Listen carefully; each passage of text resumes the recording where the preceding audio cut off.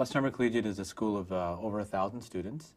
We're growing because we're doing a much better job of keeping students from this neighborhood who are in the past have left the neighborhood to go to other schools. It's a neighborhood that's considered high needs, but there's a full range of income here. We're right beside a neighborhood that's one of those neighborhoods that people talk about as being high crime. But we found that the school is very safe and the kids are very well behaved here.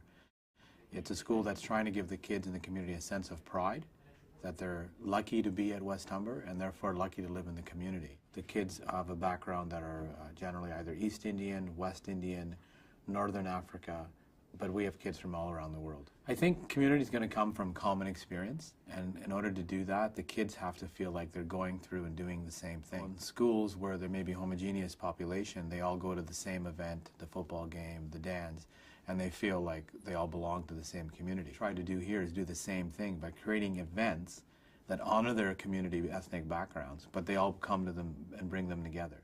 The farm project, the PACT has worked with us, is a good example of that because it doesn't have any boundaries.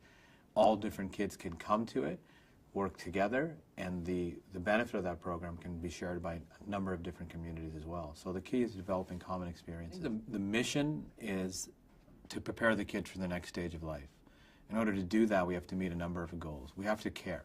Primarily, we have to care about the kids, and they have to know that we care about them.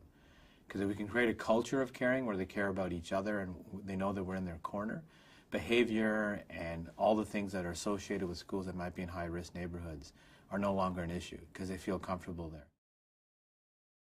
The biggest problem with some kids from high-risk neighborhoods is they believe that there isn't anything for them beyond their current experience. Convincing them that the doors will open if they get educated and not having them feel like they're already shut is the big challenge we face. I'm very proud of growing up in this country, that true public education says that no matter where you are, where you live, you have access and opportunity. The program is a connection between a piece of property, a piece of land on our property which is growing food, and the classroom and the community, the teachers, the students, and it's using that piece of property to connect values around. The first thing that hit me with the PACT program is they clearly fit in because when they arrived here and they presented themselves, they're committed to the same goals we are. Whether they're not just here to be successful with certain groups of kids, they want the most at-risk kids to have the same opportunities as the kids who come by those easily. PACT has been there, they've been supportive, they've helped us find resources to get it off the ground, but they're teaching us to be sustainable. It's not their place to run this thing, it's their place to make it part of our school culture. It's been hugely successful. It's been successful because at the bottom line, it's produced a lot of food. And that by itself is an indication of success because we can talk a lot and kids sometimes need tangible results. And when they've seen the tons of food that we've produced and watched it go to the food banks and watched it go to the homes in need, and they themselves, the kids in the building are getting vegetables and we're feeding them. That's a real tangible example of something that they didn't think was possible that's happening, and they can say we can do things. As well, the press have been writing about it. We've been on the news, we've been on a national news story, we've been on local newspapers. By doing that, the kids are starting to realize, you know what, if we do good things in this community, the world will pay attention. And it's giving them confidence to feel like they're connected to the outside world. All right, what do we need? All right, we got to get the shovels. We got to get the shovels, a couple of shovels. Hold this. We're going to need a wheelbarrow. I think it's a good thing for the environment and for the people who don't have food.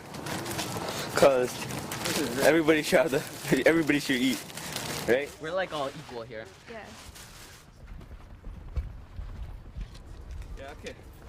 Let's get some work done, people.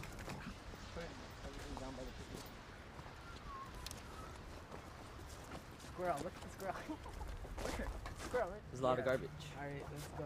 Garbage bags. Let's go. We got our garbage bags. This is a scarecrow with a West Humber sign right on it. One of our We're classmates. picking up all the garbage because It's some not- of the stuff aren't good for the plants in the soil. And also animals that come around here, they might eat the garbage. Choke on it. Alright. Great, you're doing perfect. What's going on here? This is our composting. This is where we used to put any fruits or vegetables that leftovers, basically. And that were rotten. Yeah. And we also put some of our plants that, like, when we were cleaning up, we put some plants in there. Yeah.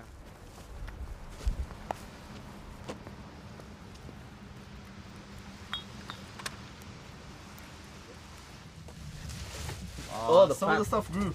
Plants are looking good. Water daily. With the leeks over here, guys, we don't really have to do anything because we're gonna wait for spring, and by spring these will be nice and big, ready to harvest. Also, the same as with the garlic patch over here with the hay on top. We'll just leave that one as is because that's for spring as well. We'll have nice big garlic bulbs, okay?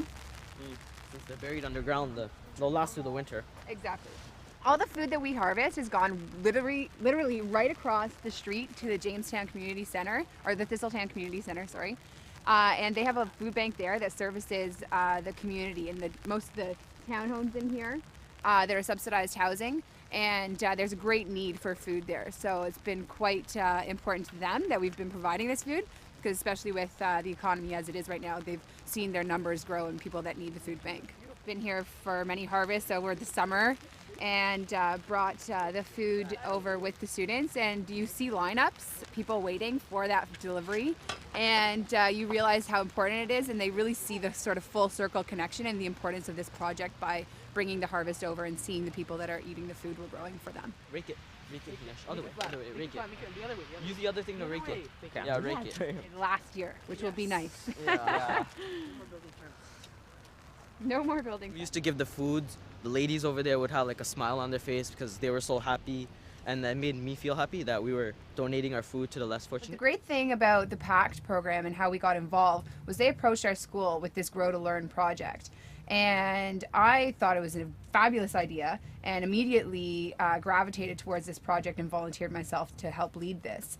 And the reason why I really wanted to get involved was because PACT and their mission of trying to create urban peace and really building community and grabbing the at-risk kids and giving them skills is such an important thing for our students and for our community. So it really works well here.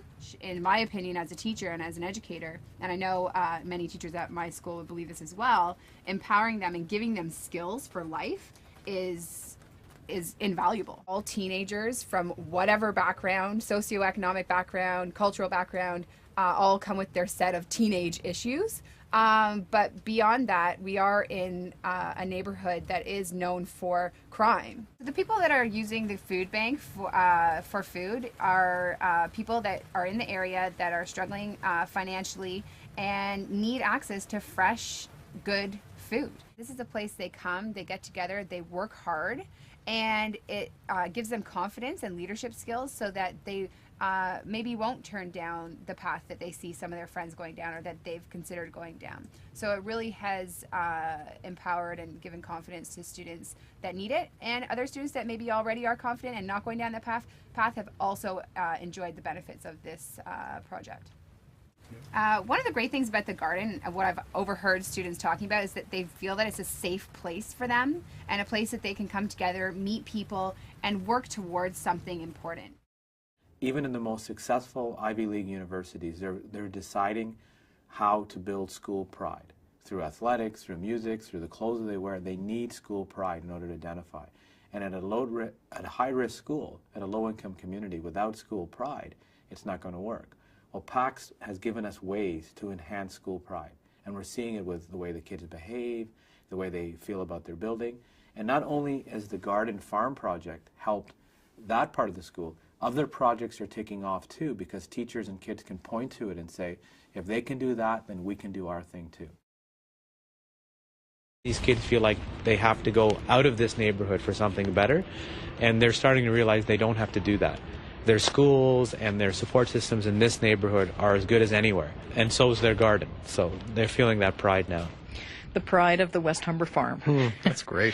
I mentioned at the beginning, Kevin, that this program started with just 2 schools, and they hope to expand the Grow to Learn program to 10 more high schools next year. That would be totally cool. That's a great story. Robin, thanks very much. Thanks, Kevin. That's Here and Now's Robin Brown. For more information about the Grow to Learn program, we'll put a link up on our website, cbc.ca/hereandnow.